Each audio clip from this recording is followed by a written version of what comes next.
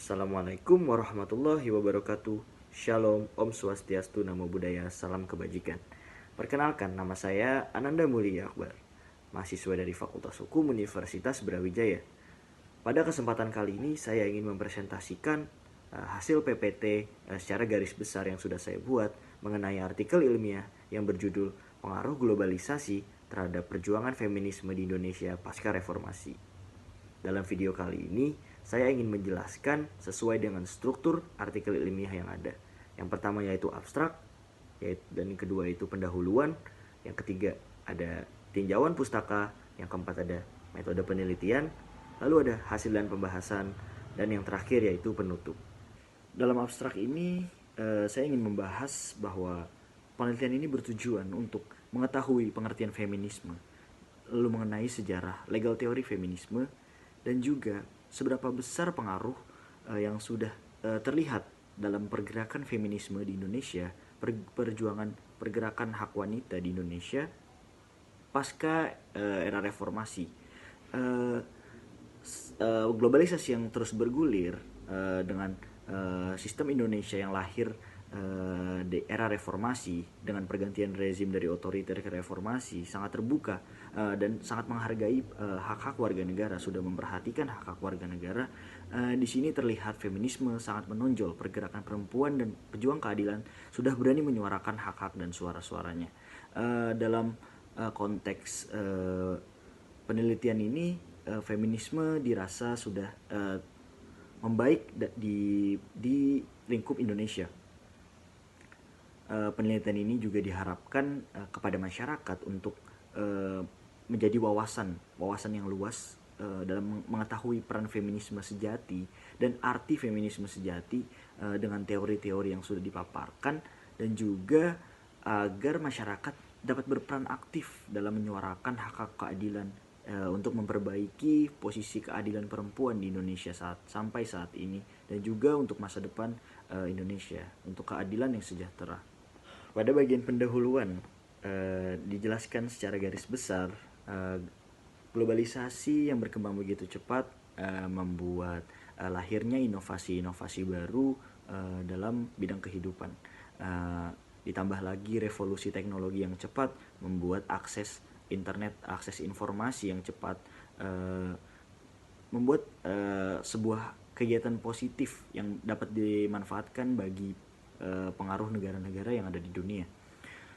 Tentunya dengan globalisasi yang begitu cepat, ditambah lagi dengan pasca reformasi, lahirnya reformasi yang sudah terbuka dalam pers, tidak membatasi hak-hak suara warga negara, dimanfaatkan dengan baik oleh para feminisme di Indonesia untuk menyuarakan hak-haknya di media sosial internet seperti Instagram, Twitter, ataupun Facebook.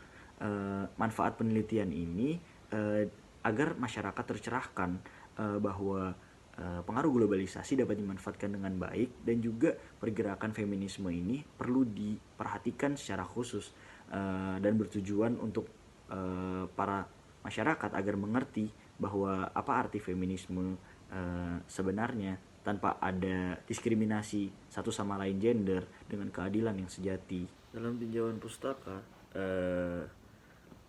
berawal dari pengertian feminisme. Pengertian feminisme menurut Kamus Besar Bahasa Indonesia berarti suatu pergerakan wanita untuk menuntut hak persamaan antara kaum wanita dengan kaum laki-laki. Orang yang berpegang teguh pada prinsip feminisme ini disebut sebagai feminis. Lalu pada masa awal munculnya paham ini identik dengan hanya sebagai suatu pergerakan kaum.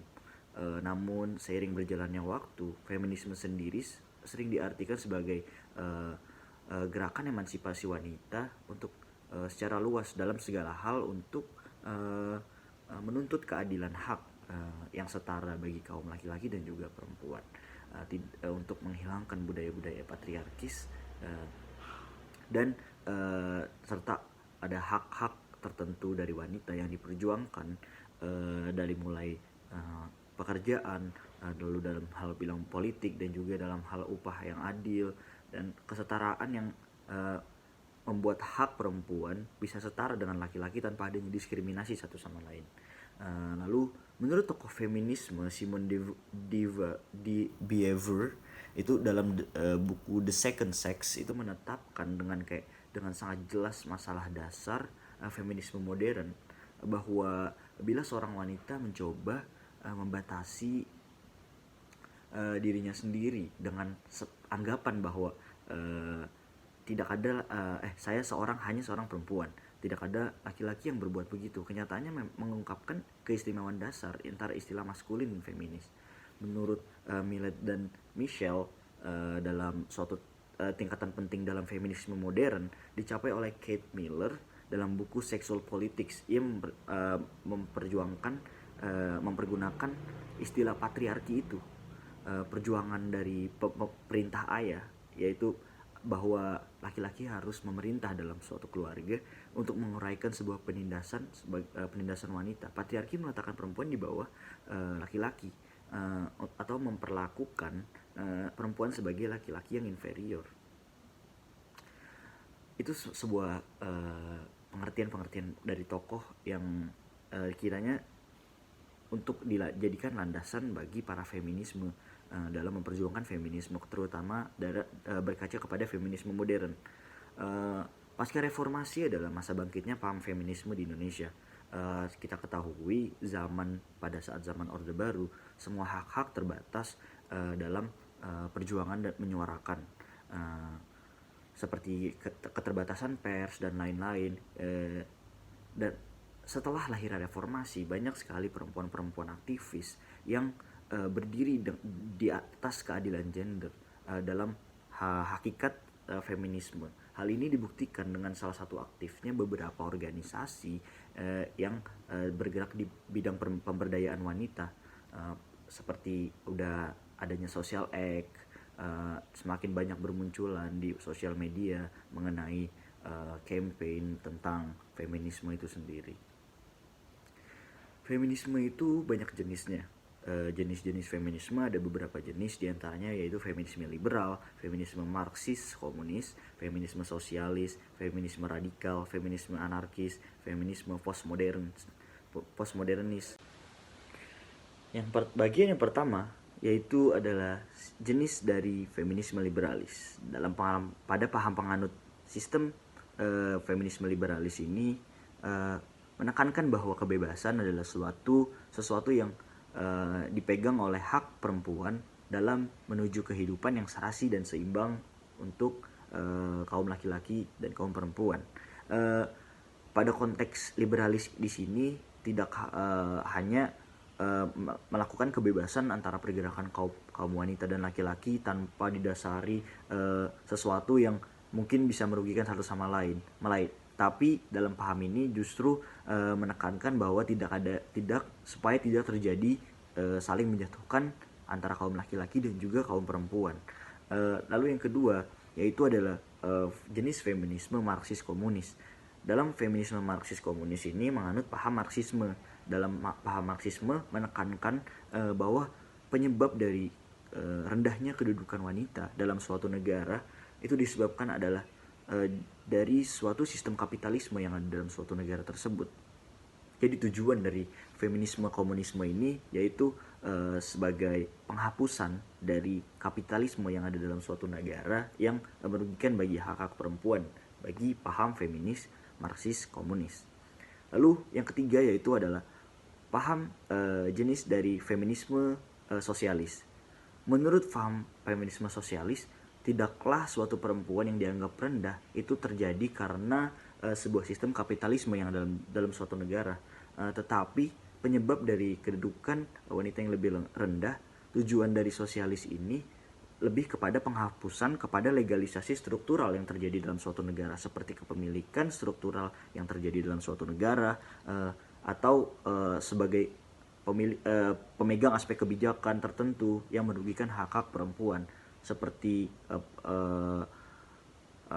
hak laki-laki yang lebih tinggi pada upah kebijakan dalam sistem perkawinan. Itulah yang menjadi tujuan dari feminisme sosialis. Lalu feminisme yang keempat yaitu adalah jenis feminisme radikal. Dalam feminisme radikal ini memusatkan perempuan dari aspek biologis atau nature. Dalam feminisme ini awalnya menjadi tujuan bahwa feminisme yang ada untuk kesetaraan yang ada. Tapi dalam feminisme yang radikal ini menjadi ekstrim karena bahwa feminisme radikal ini memusatkan bahwa laki-laki tidak ada kontribusi dalam suatu permasalahan yang ada. Jadi perempuan hanya mementingkan derajatnya untuk kepada struktur sosialnya. Lalu yang kelima yaitu adalah feminisme anarkis. Adalah feminisme yang lebih ekstrim dibanding feminisme radikal. Karena tujuan dari feminisme anarkis ini lebih kepada perempuan harus ada di dalam struktur sosial tertinggi. Bahwasannya laki-laki dan negara itu laki-laki adalah suatu permasalahan dalam suatu negara yang harus disingkirkan, dan perempuan harus lebih di atas dan lebih superior dibanding laki-laki. Lalu yang terakhir yaitu feminisme postmodern. Dalam feminisme postmodern ini merupakan gerakan feminisme yang menolak keabsolutan atau kekakuan sebuah otoritas tentang tokoh feminisme yang menghindari adanya suatu kesatuan seperti adanya pembatasan dalam perbedaan-perbedaan. Lalu selanjutnya kita masuk ke dalam metode penelitian. Dalam metode penelitian yang saya ambil ini bukan penelitian yang didasari dengan data-data yang dikumpulkan dari hasil kuesioner ataupun data statistik dalam perhitungan tertentu, melainkan data yang saya kumpulkan itu penelitian melalui kualitatif. Jadi sumber-sumber yang ada yang dikumpulkan dan dijadikan referensi dijadikan sebuah pengembangan pemikiran dalam sumber-sumber yang ada, dianalisis mengenai dasar empiris, normatif, dan juga historis yang berkaitan dengan objek judul penelitian.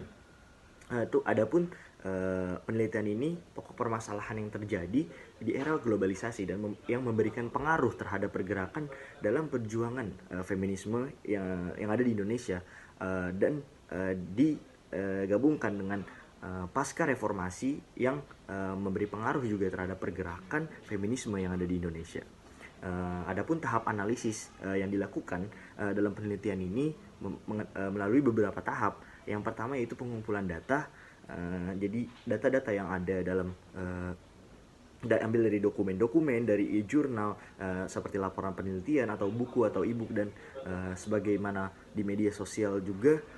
Dan lalu yang kedua yaitu digabungkan melalui reduksi. Penelitian tahap kedua yaitu penggabungan data.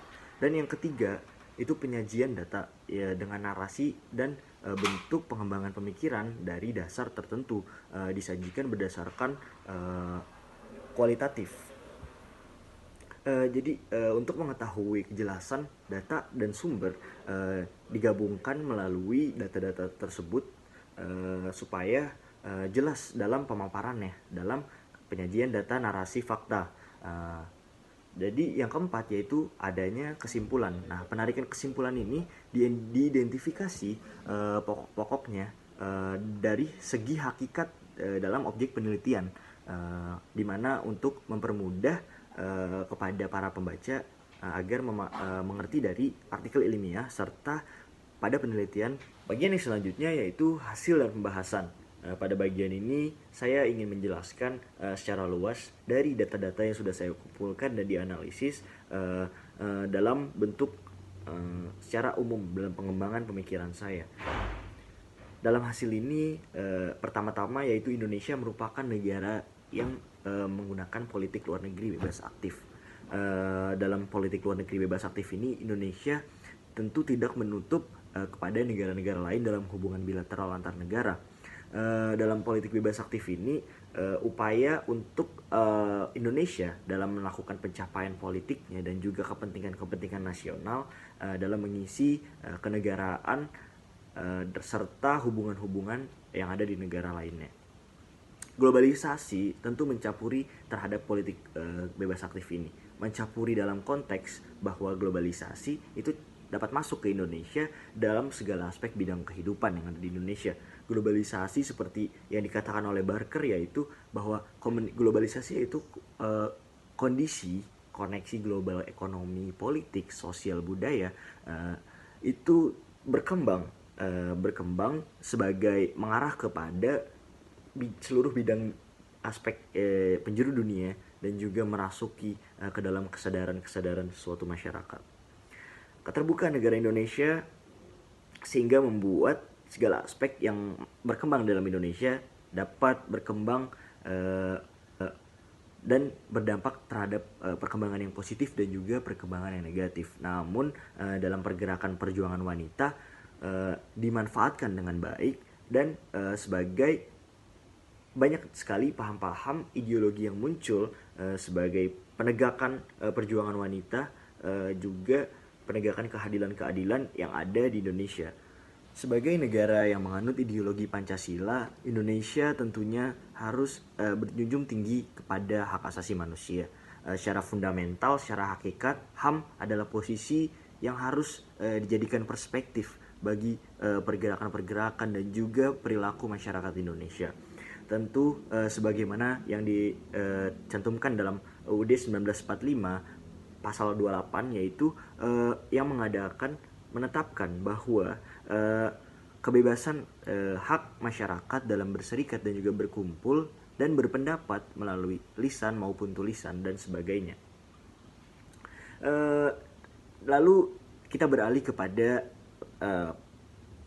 runtuhnya Orde Baru. Pada saat runtuhnya Orde Baru tahun 1998 dan lahirnya era reformasi membuat posisi penegakan HAM semakin terlihat lagi menguatnya Komnas HAM dalam undang-undang yang dicantumkan setelah keluar Undang-Undang Nomor 39 Tahun 1999, yaitu tentang mengatur tentang HAM.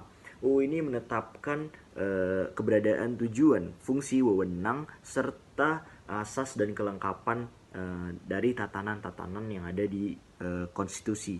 Lalu terjadi seperti yang kita ketahui, beberapa kali terjadi amandemen Undang-Undang Dasar 1945. Yang pertama yaitu tahun 1999, lalu ada tahun 2000, tahun 2001 sampai dengan tahun 2002. Amandemen ini ditujukan untuk sebagai penyempurnaan bahwa aturan dasar seperti tatanan negara yang ada di Indonesia, konstitusi yang ada di Indonesia diatur sedemikian rupa supaya terlihat bahwa Indonesia terlihat dengan eksistensinya sebagai warga yang demokrasi, negara yang demokrasi. Indonesia juga melakukan sejumlah ratifikasi konvensi internasional seperti konvensi penghapusan diskriminasi hak dan ras dan etnis, diskriminasi, konvensi hak anak, konvensi hak ekosop, konvensi hak perempuan dan lain-lain. Jadi hak asasi manusia ini dijadikan bahwa memperkuatnya hak asasi manusia saat terjadinya era reformasi semakin berkembang, mengarah kepada yang lebih baik, terutama jika melihat pergerakan perjuangan kaum wanita yang dalam penelitian ini dilansir yaitu dari The Center for Political Studies yang berjudul Kiprah Perempuan di Ranah Politik dari Masa ke Masa. Itu banyak sekali aktivis-aktivis perempuan yang berjuang sudah menunjukkan eksistensinya setelah Orde Baru runtuh. Karena pembatasan pers yang ada di Orde Baru sudah dihapuskan, lalu munculnya organisasi perempuan dalam berbagai bentuk setelah reformasi membuat perkembangan feminisme semakin membaik yang ada di Indonesia, dalam bentuk ormas, dalam bentuk yayasan, LSM, dan juga bahkan pada organisasi partai politik perempuan yang sudah menunjukkan seperti adanya PKB dalam Partai Kebangkitan Bangsa, ada organisasi perempuan, atau KPPG sebagai Partai Persatuan Kesatuan Perempuan Partai, dan juga PPP sebagai Wanita Persatuannya. Itu menunjukkan bahwa eksistensi feminisme di Indonesia sudah menjadi hal yang berkembang dan baik tentunya.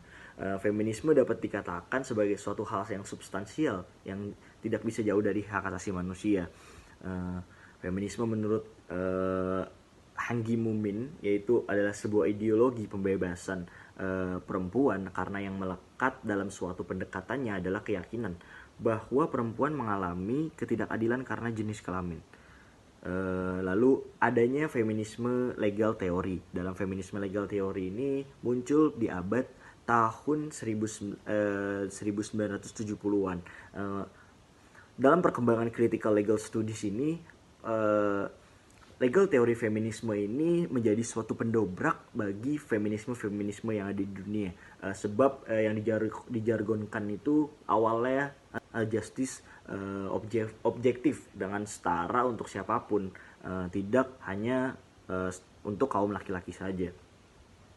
Maka di Indonesia pasca reformasi sudah sangat berkembang bahwa feminisme di Indonesia terlihat menunjukkan sosok yang berani dalam menyuarakan hak-haknya. Lalu diperkuat lagi dari prestasi-prestasi perempuan yang ada di perpolitikan Indonesia, seperti Megawati yang sudah dijadikan presiden, orang nomor 1 yang ada di Indonesia.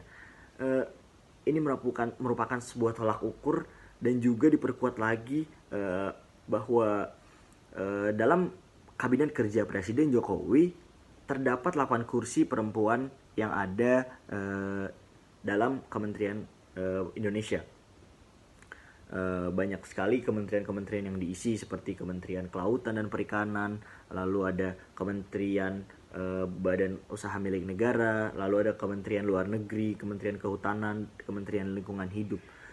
Profil-profil dari 8 pengisi kursi kementerian tersebut membuat bahwa tidak dapat dipungkiri Indonesia perkembangannya setelah reformasi dan juga masuk ke era globalisasi, perkembangan feminisme sangatlah pesat dan juga berani dalam menyuarakan hak-haknya dan juga hak-hak keadilan.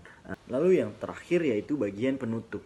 Pada bagian penutup ini berdasarkan hasil penelitian di atas dapat disimpulkan bahwa pergerakan feminisme yang ada di Indonesia begitu cepat dan juga sangat berkembang dengan baik, tentunya dari pengaruh pasca reformasi dan juga revolusi globalisasi yang begitu cepat. Pergerakan feminisme di Indonesia dalam arti luas yang dahulu terbatas kekuasaannya menjadi semakin menonjol dan berkembang baik di Indonesia. Dengan itu menjadi tolak ukur yang bisa dijadikan daripada masyarakat perjuangan perempuan sekarang. Menjadi sangat terlihat bahwa perjuangan hak keadilan perempuan dan kesetaraan gender itu penting dalam masyarakat Indonesia.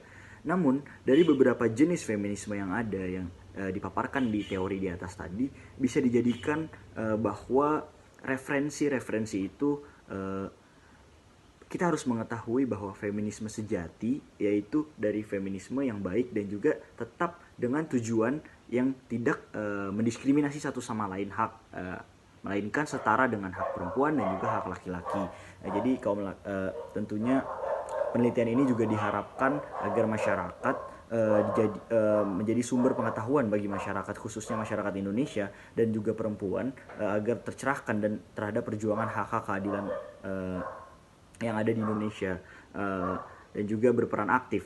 Dan juga kepada peneliti selanjutnya diharapkan mencari sumber dan referensi yang valid dan juga dipersiapkan secara matang melalui jurnal online, jurnal offline ataupun buku dan lain-lain. Terima kasih, itu saja mungkin yang dapat saya sampaikan. Semoga bermanfaat dalam penelitian dan karya ilmiah ini. Kurang lebihnya mohon maaf. Assalamualaikum warahmatullahi wabarakatuh. Shalom, Om Swastiastu, Namo Buddhaya, salam kebajikan.